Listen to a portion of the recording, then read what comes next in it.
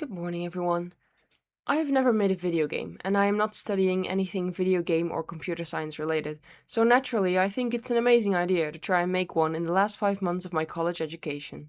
Chances are that you, the viewer, actually are a competent computer scientist or game dev or whatever. If so, be aware that some cringeworthy code and game development is about to grace your screen, and that I very much have no clue what I'm doing, and everything is stuck together with duct tape and sheer willpower. Thankfully, all those nasty consequences of my actions are still in the future, so let's just get straight to it.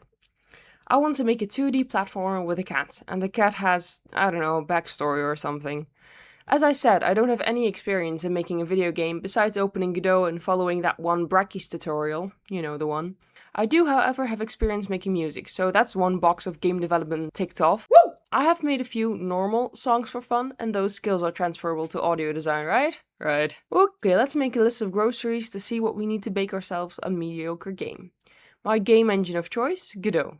Drawing software, Sprite slash Krita. Krita? Grite?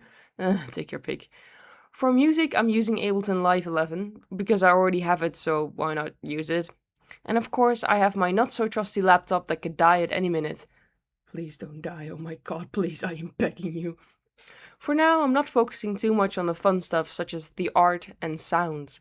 So if you think, wow, the game looks kinda shitty, I'd congratulate you on your keen senses and totally agree with you. Okay, well, that's all good and nice, but you're here to see something, so let me show you what I've actually been working on so far. To play a game, we need something, usually a player that we can control. Godot has a built-in player move script and a character body 2D, and this is all you really need to have a working platform. However, I think it feels kinda to play. So I tweaked the controls a bit and added very rudimentary animations so I can tell what the cat thinks it's doing. Like running, jumping, dying. Then I decided that I want the camera to be locked to the room that we're in, and only switch once we hit the edges, instead of following the player around. I spent a lot of time trying to get it to work, replacing trigger areas where the doors would be, but that created an issue where you could exit a room very quickly after entering, and then the camera just lost complete track of you. I tried so many things to fix it until I realized I could just have the rooms be the areas, and then when you enter the room, the camera snaps to that area. That way you are always in the area that the camera thinks you are. I don't know if it's the best solution, but it works for now, so shh, just let me have it. After I was happy with the camera movement, I decided to start making some test levels. And I noticed that anytime I tried to jump right at the edge of an object, it would just not register. I would just mash jump and it would just not do anything. Turns out that is not a mistake. Godot thinks my player has already left the platform. That's when I learned about coyote time. This basically means that even after you've already left the platform and are just floating in the air, you can still jump. Lots of modern games have this, and it makes it a lot more forgiving to play. So I looked up some tutorials and tried to slap a nice coyote timer into my game, but again, for some reason, I had so much trouble trying to get this small thing to work. I would get the coyote time to work, but then if you smash jump fast enough, you would just take off into the sky. I fixed it by adding a little counter that checks how many jumps you've done already and doesn't let you jump if you've already jumped once. Yeah, I made it a counter so I could add a double jump in the future, but this really should have been a true or false thing. Like, you've either jumped or you haven't. Anyways, then I spent some time just trying out some things and slapping some levels together. I made some interactable things that you can walk up to and press enter, so like a computer screen that you can navigate. If you plan on having something that takes up the entire screen, don't forget to make sure your player can't move, because otherwise your player can just run off into the sunset without you ever knowing. I also made a main menu, and for now it takes you to the same level every time, but that's okay, I just needed to know if these buttons work. At this point I was also making some outlines of the game, so I would have a better idea of what I want where, but I kind of had a whole mental breakdown over it since I just couldn't decide on anything, and I wanted to do all these wild ideas, but I was worried nobody would even like it and it would be wasting my time, and eventually I decided that I just wanted to keep the scope of the game pretty small. I didn't want to make a giant game to begin with, but I just set the goal for myself that the entire game should take place in one location, and that I'll shoot for about 1 hour of gameplay, sure. Which for my very first game sounds very reasonable. We'll see if that ages like milk or not. The gameplay we have right now is just walking, jumping, and reading.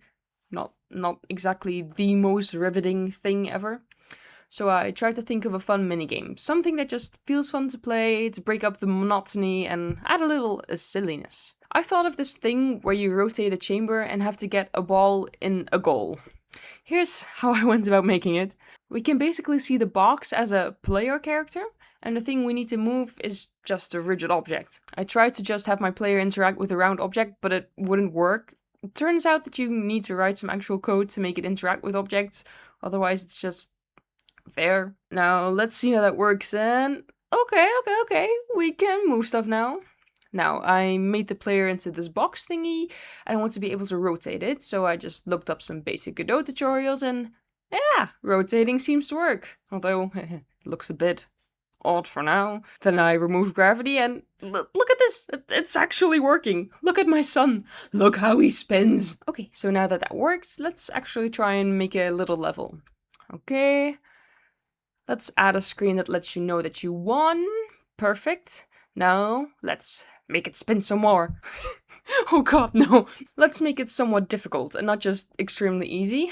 And let's throw in some more balls for funsies because, yeah, you can never have enough balls.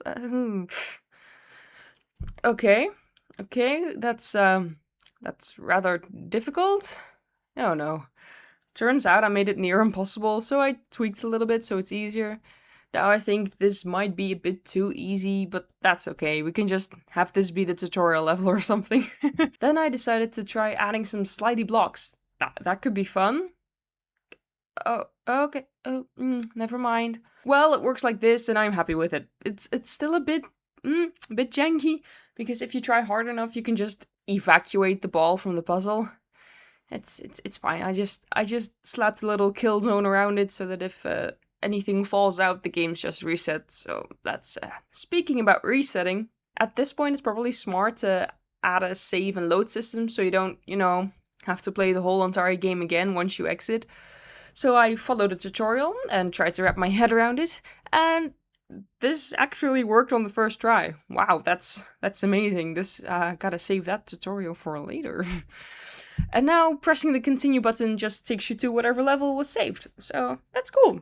Now we get to the biggest issue I had this last week, because right now all of the scenes that are needed to play the game are loaded at once and just slapped next to each other. Okay, well, let's just have them all separate and load a new area as we need it. Okay, we're going in here. Okay, that's loaded all nicely. Now let's go back. Ooh, that's not in the right position now, is it? I had the most trouble with just getting this player to behave, because technically whenever you reload a scene, you reload everything and it just respawns the player exactly where you told it to. So that's the problem. It respawns exactly where I told it to, and you shouldn't always listen to me. I struggled for like 2 days to fix it, but now it's working. I brute forced it a little bit, but I just manually connect each exit and entrance, and it's fine. Eventually, I added a small animation to the cat because I was bored one evening, so I just slapped that in there, and then I had to tell myself, okay, stop, we don't want any more good looking things, everything has to stay kinda shitty for now. Now it's time to add some more rooms. I started by doing some vents that you have to crawl through, and then I added a room. But once I finished this, I realized that I kinda had no clue what to do next, and that was very demotivating. So I drew out a little map of the whole facility thingy, whatever, and how I want to connect everything so that I have a reference and I'm not just adding rooms willy-nilly. For each room I also had to set where you should spawn, and so I had to connect it all together, which was kinda tedious, but I was happy to just be actively working on something instead of staring at my screen and crying. I did realize that you can see the camera move into position sometimes if you don't spawn in the default location. So if you exited a room and then re-enter, the camera might have to move into place. And I tried to fix that, but I couldn't figure out how to do it, so I just tried making a scene transition to hide my mistakes. I wanted to do that anyways. It's not just to fix my mistakes. The scene transition is just a black screen that fades in and out when you change scenes. Not really very complicated. It hides most of the camera animation, but it's still a bit visible. As I was writing this video, I thought, wait a minute, I think I know how to fix that. And yeah, you just disable camera position smoothing until the scene transition is finished. Okay, back to it. You could, however, still move when the animation plays, and I didn't know if I wanted to keep that or not, but ultimately decided to disable the cat's movement, that's a sentence, when the animation is playing in order to have it look a bit smoother. Then I continue just ironing out the transitions and making sure all the scenes match up and that you can move correctly. That's all I did for now. What I'm going to do next is I'm going to decide what the intended way of solving this building is, as well as add some more computers and interfaces, which means I'll actually have to write and think about some puzzle designs. That's all the progress I have to show for now. If you want to see some more shenanigans, here's some footage that I couldn't find a place for anywhere else, but is still moderately entertaining.